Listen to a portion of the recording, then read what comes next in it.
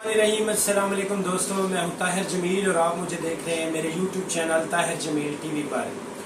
آج ہم تحصیل توسہ کی ایسی شخصیت کے ساتھ آپ کا تعارف کرانے جا رہے ہیں جو کسی تعارف کی محتاج نہیں، بلکہ ان کا تعارف کراتے ہوئے میرے پاس الفاظ کم پڑ رہے ہیں۔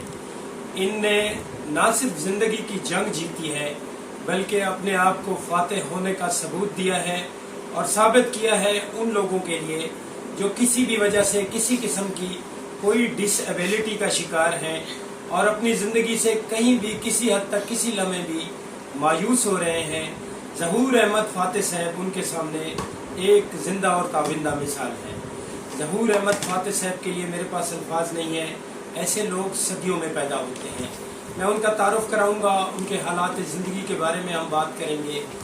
ہم سب سے پہلے استاد صاحب کے بیحد مشکور ہیں۔ یہاں میں یہ بھی بتاتا چلوں، استاد صاحب میرے بھی استاد ہیں، میں نے ان سے تعلیم حاصل کی ہے، ڈی کام تک ہم نے ان کے زیر سایہ، ان کے زیر نگرانی، یہ ہماری سعادت ہے کہ ہم نے تعلیم حاصل کر دی ہے۔ آج ہم جو بھی ہیں، جہاں بھی جس مقام پر پہنچے ہیں، انہی بزرگوں کی، انہی اساتذہ کی شفقت اور محبت کی بدولت ہے۔ ظہور احمد فاتح صاحب کے ہم بیحد مشکور ہیں، انہوں نے ہمیں اپنا قیمتی وقت دیا۔ استاد صاحب ہم آپ کے بیحد مشکور ہیں۔ استاد صاحب سے سوال و جواب کا سلسلہ شروع کرتے ہیں۔ سب سے پہلے میں تھوڑا سا بتاتا چلوں کہ استاد صاحب نے ابتدائی طور پر، جب یہ میٹرک سے پہلے کی میں بات کر رہا ہوں، ان کا ایک کیبن چھوٹا سا ہوا کرتا تھا جن میں یہ کتابیں بیچا کرتے تھے۔ اس وقت بھی علم حاصل کرنے کی جستجو، لگن، تگ و دو ان کے دل میں تھی، ان کے ذہن میں تھی۔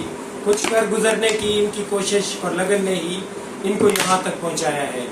میٹرک کے بعد ان کی بصارت مسلسل کمزور ہوتی گئی، یہاں تک کہ ان کو ڈاکٹرز کی طرف سے بھی انسٹرکشن دی گئی کہ آپ مزید تعلیم جاری نہ رکھیں، آپ مزید اگر تعلیم جاری رکھیں گے تو یہ آپ کے لیے نقصان کا پیش خیمہ بنے گی۔ لیکن استاد صاحب نے بغیر کسی چیز کو خاطر میں لائے نہ صرف اپنی تعلیم جاری رکھی بلکہ ایک اپنا مثالی نام پیدا کیا۔ استاد صاحب کی مسلسل تعلیمی سفر کے بارے میں جانیں گے۔ استاد صاحب سب سے پہلے آپ اپنے مختصر سے بچپن کے حالات زندگی کے بارے میں ہمیں بتائیں سر۔ بسم اللہ الرحمن الرحیم۔ زندگی اللہ تعالیٰ کی عطا کی ہوئی نعمت ہے اور یہ انسان کو صرف ایک بار ملتی ہے، بار بار نہیں ملا کرتا۔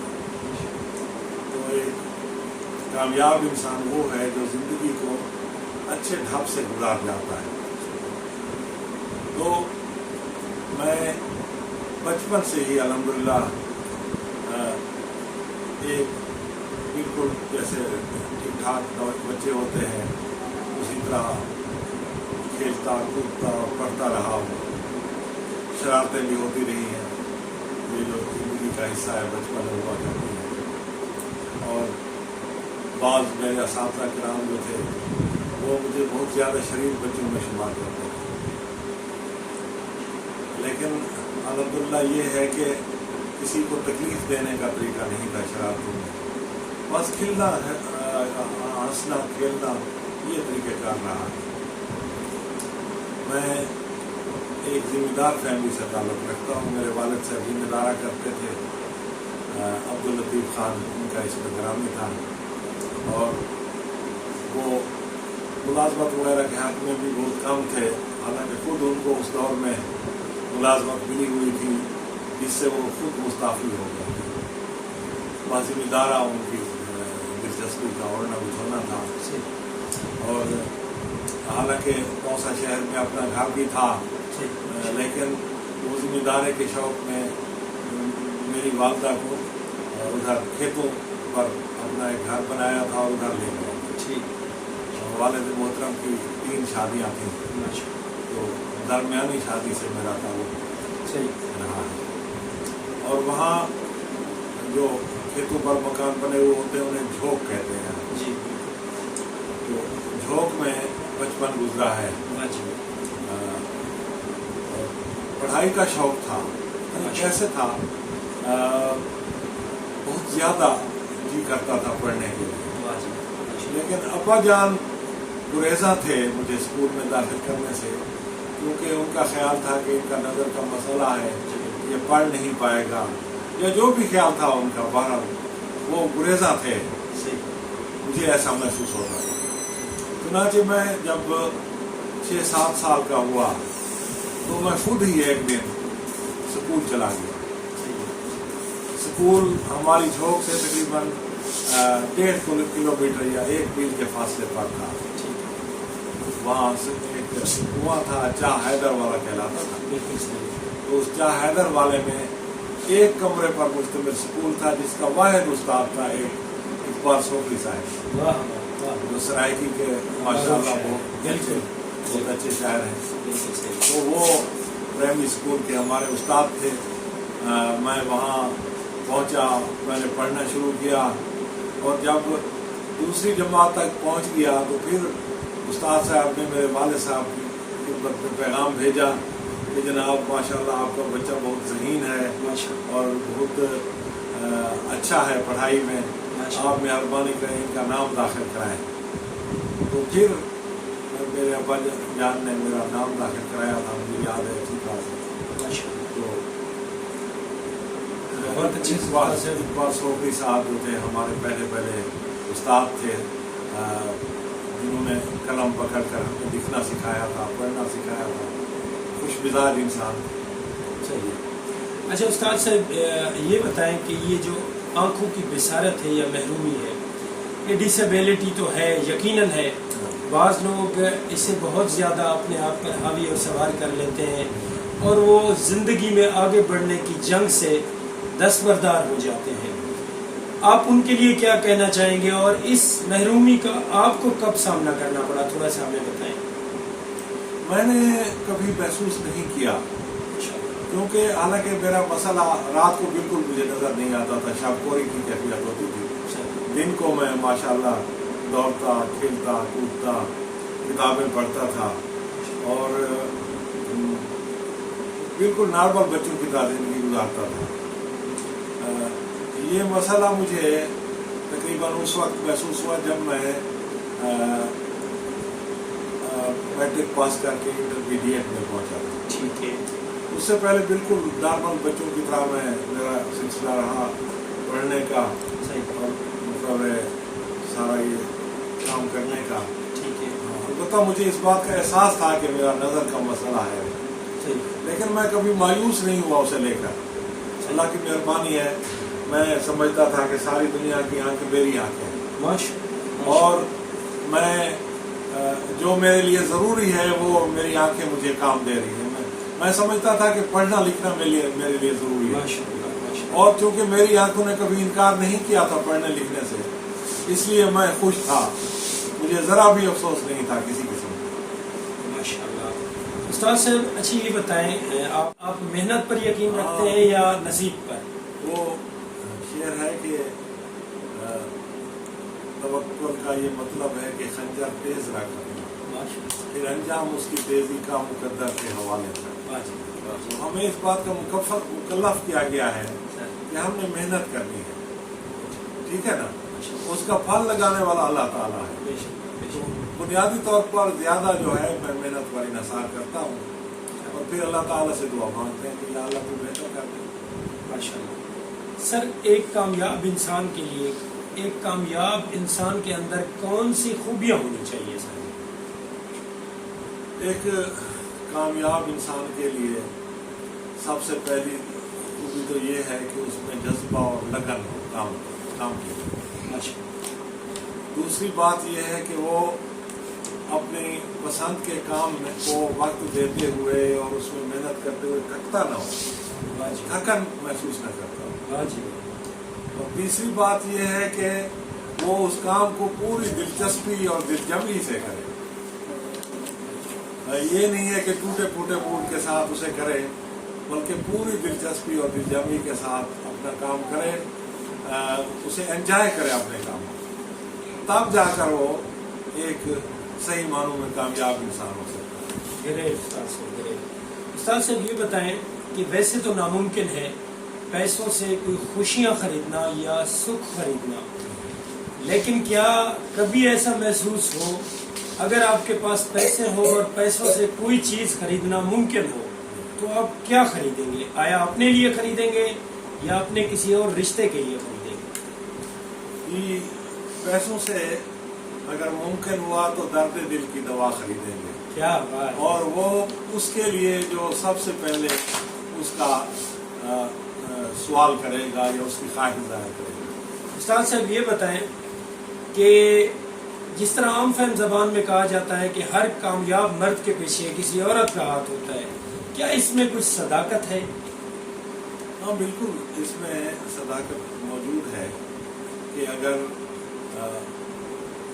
عورت بحیثیت والدہ یا بحیثیت ہمشیرہ یا بحیثیت زوجہ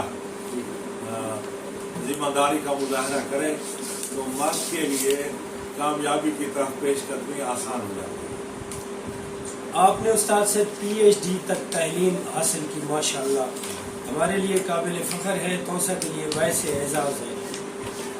اچھا استاد صاحب، دین کی جانب کس حد تک راغب ہیں اور کس مذہبی پیشوا کو واقعی حقیقی معنوں میں انبیاء کا وارث قرار دیتے ہیں؟ الحمدللہ دین کی طرف بچپن سے رجحان ہے.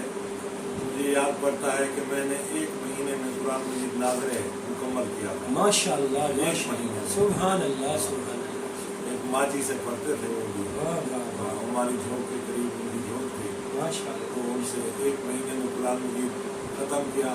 پھر الحمدللہ یہ بات ٹھیک ہے کہ والدین میرے نمازی تھے، لیکن مجھے انہوں نے کبھی نہیں کہا تھا نماز کا، تو مجھے آج خود شوق تھا نماز پڑھنے کا بھی، روزہ رکھنے کا بھی، ماشاءاللہ. اور بچپن سے نماز شروع کی اور نہیں یاد پڑتا کہ کبھی اس میں غفلت کی ہو. ماشاءاللہ، ماشاءاللہ. اللہ کا فضل ہے. اچھا استاد صاحب یہ بتائیں کہ نیشنل لیول پر یا علاقائی لیول پر سیاست سے کس حد تک مطمئن ہے، علاقائی سیاست میں کس حد تک دلچسپی ہے؟ سیاست زندگی کا حصہ ہے اور دین بھی سیاست سے نہیں روکتا. اگر سیاست دینی کی تو اور اچھی ہو جاتی ہے، لیکن عمومی طور پر میں کچھ گوشہ کی عیسا انسان ہوں، کچھ نظر کا مسئلہ بھی ہے، اس وجہ سے میں سیاست میں زیادہ سرگرمی نہیں دکھاتا.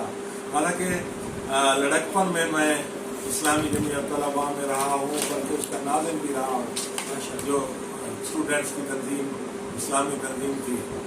تو کالج کے زمانے میں بھی میں وہاں ناظم رہا ہوں اسلامی جمعیت طلباء کا، اور بعد میں تبلیغی جماعت میں بھی وقت لگایا ہے میں نے، اور اس کے بعد تحقیق کے نتیجے میں آخر میں جو سلفی جماعت سے وابستگی ہوئی ہے، اہل حدیث کو کہلاتے ہیں. صحیح صحیح، ماشاءاللہ. یہاں میں بتاتا چلوں کہ استاد صاحب پیشے کے لحاظ سے ایک انسٹرکٹر تھے.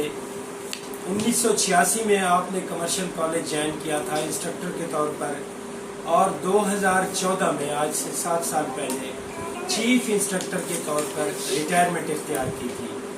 آپ کچھ عرصے کے لیے کمرشل کالج کے پرنسپل بھی تعینات رہے تھے. استاد صاحب سے ان کی شاعری زندگی کے حوالے سے کچھ سوال و جواب کرتے ہیں. استاد صاحب، شاعری سے آپ کو رغب ہے، شوق ہے، جنون ہے، یہ تو ہم آپ کے فیس بک فرینڈ ہونے کے ناطے سنتے اور دیکھتے رہتے ہیں. آپ یہ بتائیں اب تک کتنے دیوان آپ کے شائع ہو چکے ہیں اور آنے والے وقتوں میں اور کتنے دیوان کا ارادہ رکھتے ہیں؟ یہ تقریباً 32-33 کتابیں میری شائع ہو چکی ہیں ماشاءاللہ. اور اتنا مواد ہے جو میں نے لکھا ہوا ہے، اس سے تقریباً 200 کتابیں ہیں. ماشاءاللہ، ماشاءاللہ، ماشاءاللہ. زندگی نے وفا کی تو انشاءاللہ سب کچھ چھپائیں گے. باقی اللہ تعالیٰ کے ہاتھ میں ہے سب کچھ. اچھا، شاعری جو ہے یہ بچپن سے ہی میرا شوق ہے. ماشاءاللہ. میں 3ری جماعت میں پڑھتا تھا جب مجھے یہ احساس ہوا تھا کہ میں شاعری کر سکتا ہوں. واہ واہ واہ واہ. اور جب 7ویں جماعت میں پڑھتا تھا تو میں نے پہلی 2-3 نظمیں لکھی تھی، حمد تھی، نعت تھی، رمضان المبارک کے حوالے سے ایک نظم تھی. اور جب میں 9ویں جماعت میں پہنچا تھا تو پھر میں نے غزل کہنا شروع کیا، اور اس کے بعد سے مسلسل لکھتا آ رہا ہوں. جب میں انٹرمیڈیٹ سے فارغ ہوا، کیونکہ وہاں انٹرمیڈیٹ تک جاتے ہوئے ڈاکٹروں نے کہہ دیا تھا کہ اب آپ مزید تعلیم جو ہے وہ فارمل طریقے سے، یعنی جیسے یہ نظام چل رہا ہے تعلیم کا، اس طرح جاری نہیں رکھ سکتے، آپ کو اور طریقے سے یا کسی بلائنڈ اسکول میں داخلہ لینا ہوگا۔ ہاں، تو پھر میں نے ابا جان تو شروع سے ہی حق میں نہیں تھے پڑھائی کے، تو انہوں نے کہا تھا ٹھیک ہے بیٹے بس آپ پاس کر دیں۔ تو انٹرمیڈیٹ کے بعد مجھے کچھ وقت مل گیا تھا، تو اس وقت تک جتنی شاعری میں کر چکا تھا اسے میں نے ترتیب دیا تو 5 کتابیں اس وقت بن گئی انٹرمیڈیٹ تک پہنچتے ہوئے، جو 5 ماشاء اللہ شائع ہو چکی ہیں اب۔ ان میں سے پہلی آئینہ دل تھی، دوسری تصویر کائنات، تیسری چہرہ ہستی، چوتھی جو تھی وہ متاع احساس، اور 5ویں کتاب نقد شعور۔ یہ 5 کتابیں میں نے ترتیب دی تھی، قلم کے ساتھ لکھا تھا انہیں ایک موٹے دفتر میں، وہ میرے ہاتھوں کا لکھا ہوا دفتر آج بھی موجود ہے، تو وہ الحمدللہ۔ تو یہ میرے شوق کا عالم ہے کہ یہ انٹرمیڈیٹ تک، اور اس کے بعد تو پھر زیادہ تیزی سے شاعری شروع کی تھی، تو یہ سلسلہ جاری رہا الحمدللہ۔ شاگرد بھی ان سے بن گئے تھے شاعری کے، جن کو میں گائیڈ کرتا رہتا تھا۔ اس کے علاوہ ایک بزم بھی ہے ہماری، بزم فروغ ادب، جس کے آج بھی اجلاس ہوتے رہتے ہیں، اس دور سے ربع صدی سے زیادہ ہو گئے تھے۔ استاد صاحب آپ نے شاگردوں کا ذکر کیا، میں آپ کے استاد کا یہاں آپ سے سننا چاہتا ہوں کہ آیا آپ کا کوئی رول ماڈل یا استاد بھی ہے؟ شاعری میں یہ آپ کم قسمتی کہیں یا قدرت کی کوئی مصلحت کہیں، میں نے 2-3 بزرگ شعراء کی طرف رجوع کیا تھا استاد بنانے کے لیے، لیکن جب انہوں نے میرا کلام سنا تھا تو وہ کہنے لگے تھے جناب آپ ہم سے تو اچھا لکھ رہے ہیں، آپ کو شاگرد کیسے بنا سکتے ہیں؟ آپ بنے بنائے استاد ماشاء اللہ۔ سر کوئی اپنا کلام سنائے سر۔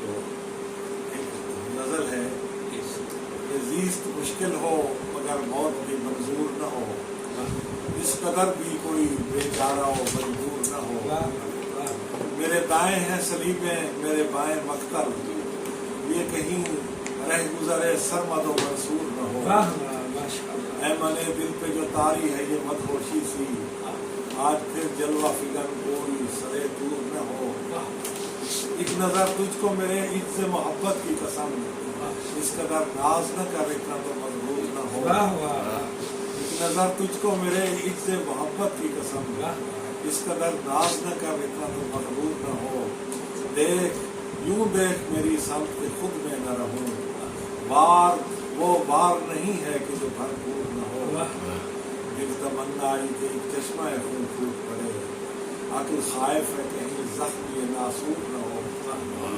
دل تمنا آئی کہ ایک چشمہ خون پھوٹ پڑے، عقل خائف ہے کہیں زخم یہ ناسور نہ ہو، دل میں رہتا ہے مگر آنکھ سے اوجھل اوجھل، جیسا وہ دور ہے ایسا بھی کوئی دور نہ ہو، دل میں رہتا ہے مگر آنکھ سے اوجھل اوجھل، جیسا وہ دور ہے ایسا بھی کوئی دور نہ ہو، میری رسوائی حقیقت میں ہے تشہیر تیری، یہ دعا کر کے فسانہ میرا مشہور نہ ہو،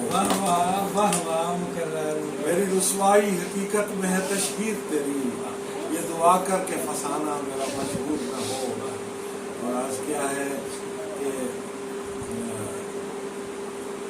میری رسوائی حقیقت میں ہے تشہیر تیری، یہ دعا کر کے فسانہ میرا مشہور نہ ہو، اور میں ہوں غمگین تو نہ کیوں لب پہ ہوں آہیں رقصاں، کیسے ممکن ہے کہ پی کر کوئی مخمور نہ ہو، ہے ابھی بزم جہاں کو کبھی حاجت پاتے، برقعے مرگ پہن کر کبھی مستور نہ ہو۔ واہ واہ ماشاء اللہ ماشاء اللہ، کیا بات ہے۔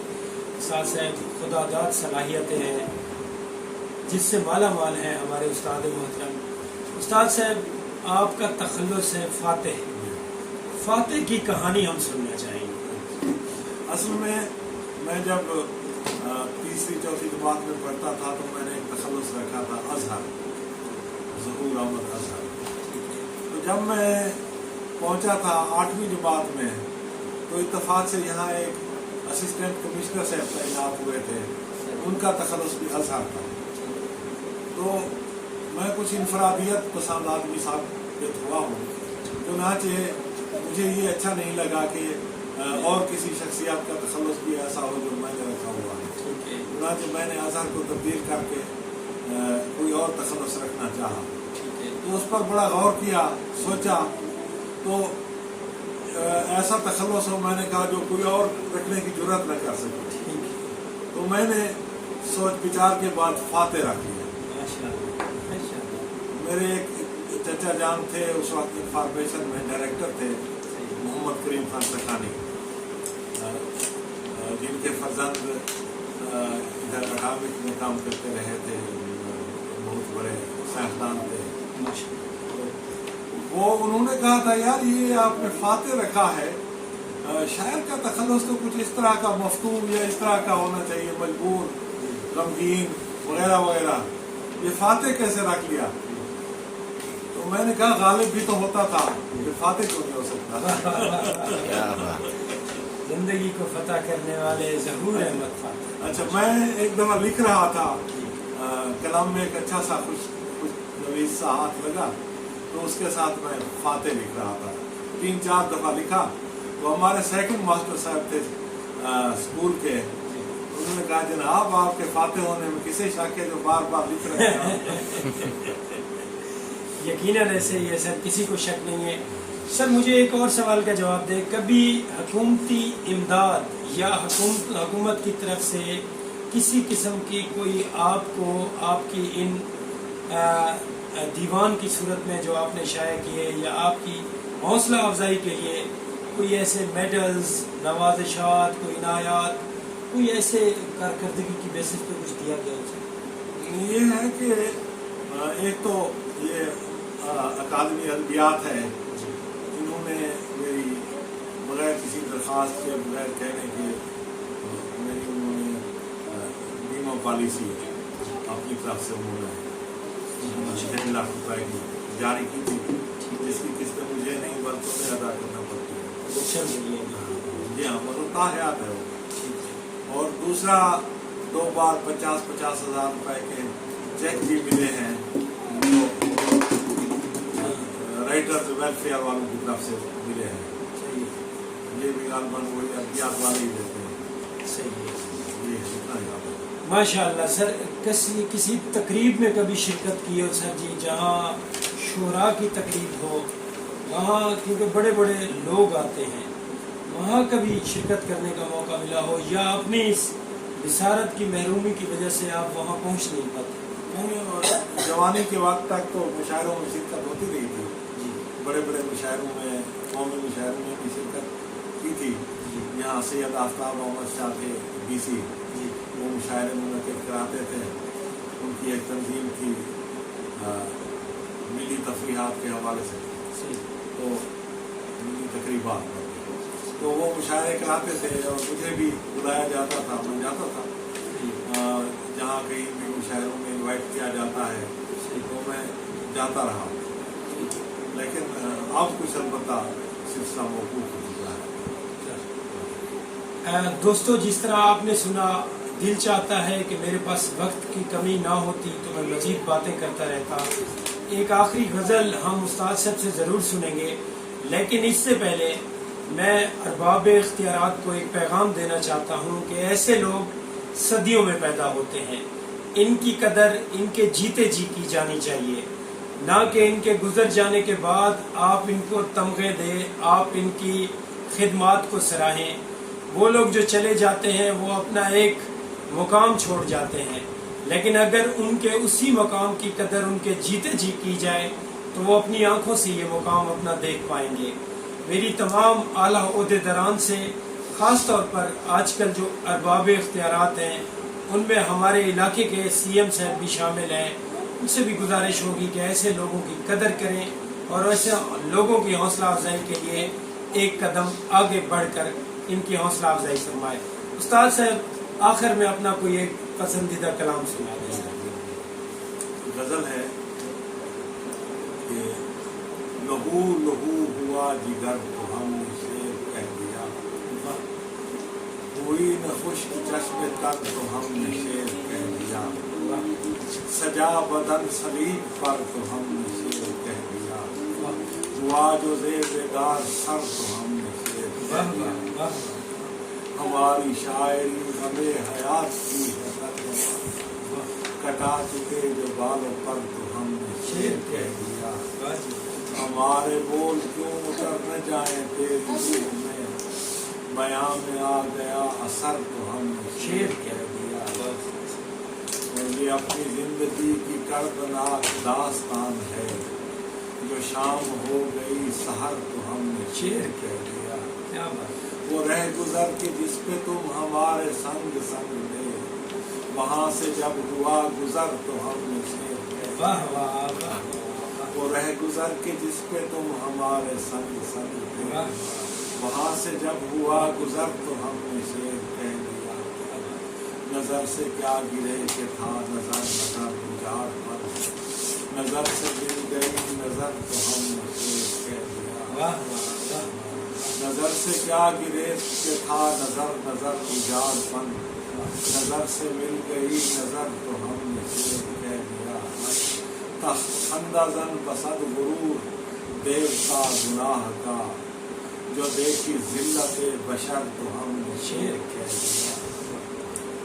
और अर्ज किया है कि मरज था आम बेबसीरती का सारे शहर में, मिला जो कोई दीदा बर तो हमने शेर कह दिया। और मक्ता गुजारिश है बरंग जुल्म जबर जौर फातेह फकीर को, मिला खुलूस का समर तो हमने शेर कह दिया। लहू लहू हुआ जिगर तो हमने शेर। माशाअल्लाह जी, हम बेहद मशकूर हैं उस्ताद साहब के। आने वाले वक्तों में इस तरह की शख्सियात से हम आपको इंशाअल्लाह मिलवाते रहेंगे। हमारा और आपका साथ रहेगा। आने वाले किसी और वक्त में किसी और वीडियो में आपके सामने हम कलाम होंगे। तब तक के लिए हमें उस्ताद ज़हूर अहमद फातिह साहब को इजाज़त दीजिए। अल्लाह ने गिबान।